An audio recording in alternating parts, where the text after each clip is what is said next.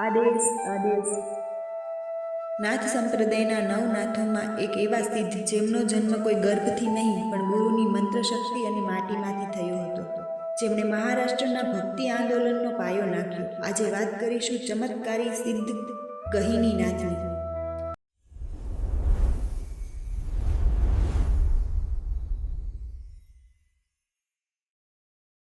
કથાની શરૂઆત થાય છે એક ગામથી, જ્યાં ગુરુ ગોરખનાથ અને મચ્છેન્દ્રનાથ ભ્રમણ કરી રહ્યા હતા.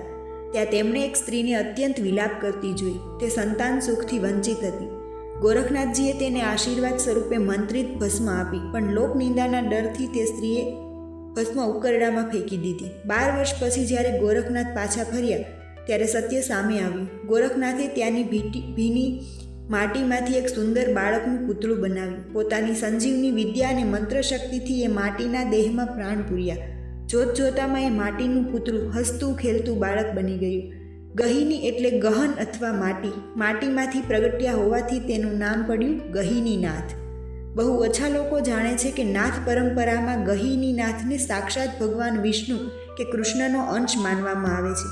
શાસ્ત્રો કહે છે કે જે રીતે દ્વાપરમાં ભગવાન કૃષ્ણએ ગીતાનો બોધ આપ્યો હતો, એ જ જ્ઞાન ગંગાને કળિયુગમાં સામાન્ય જનતા સુધી પહોંચાડવા માટે ગહિનીનાથનું પ્રાગટ્ય થયું હતું. તેમનો સ્વભાવ અત્યંત સૌમ્ય અને કરુણામય હતો, જે તેમના વિષ્ણુ તત્વનું પ્રતીક છે. ગહિનીનાથ માત્ર સિદ્ધ જ નહોતા, પણ એક મહાન દ્રષ્ટા ગુરુ હતા. તેમનું સૌથી મોટું યોગદાન મહારાષ્ટ્રની ધરતી પર જોવા મળે છે. એક સમયની વાત છે.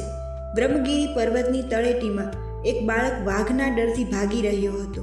એ બાળક બીજું કોઈ નહીં પણ સંત જ્ઞાનેશ્વરના મોટા ભાઈ નિવૃત્તિનાથ હતા. જીવ બચાવવા તે એક અંધારી ગુફામાં પ્રવેશ્યા, જ્યાં ગહિનીનાથ વર્ષોથી તપસ્યા કરી રહ્યા હતા. ગહિનીનાથે તેમને અભયદાન આપ્યું અને કહ્યું, બાળક, ડર નહીં, હું તારી જ પ્રતીક્ષામાં હતો. ત્યાં ગહિનીનાથે નિવૃત્તિનાથને નાથ પંથની તમામ ગુપ્ત વિદ્યાઓની દીક્ષા આપી. આ એ જ ક્ષણ હતી જ્યારે યોગ અને ભક્તિનો સંગમ થયો. આ જ દીક્ષાના પ્રતાપે સંત જ્ઞાનેશ્વરે વિશ્વ પ્રસિદ્ધ જ્ઞાનેશ્વરી ગીતા લખી, જે આજે કરોડો લોકોનું માર્ગદર્શન કરે છે.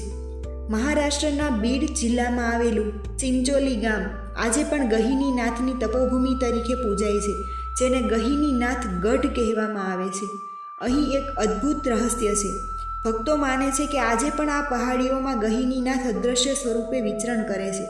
અહીંની શાંતિમાં આજે પણ સાધકોને મંત્ર ઘોષ સંભળાય છે. ગહિનીનાથનું જીવન આપણને સમજાવે છે કે આ માનવ શરીર ભલે માટીનું હોય, પણ જો તેને ગુરુના મંત્ર અને જ્ઞાનનો સ્પર્શ મળી જાય તો તે સોનું બની જાય છે. માટીમાંથી પરમાત્મા સુધીની યાત્રા એટલે સિદ્ધ ગહિનીનાથ, જેમણે યોગને સામાન્ય માણસની ભક્તિ સાથે જોડી દીધો. મિત્રો, આવતા ભાગમાં આપણે જાણીશું રેવનાથ વિશે, જેમના જન્મની કથા પણ અત્યંત વિસ્મયકારી છે.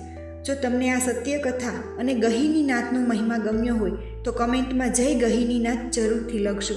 અને આવી જ આધ્યાત્મિક વાતો માટે અમારી ચેનલને સબસ્ક્રાઈબ કરજો. જય ગિરનારી.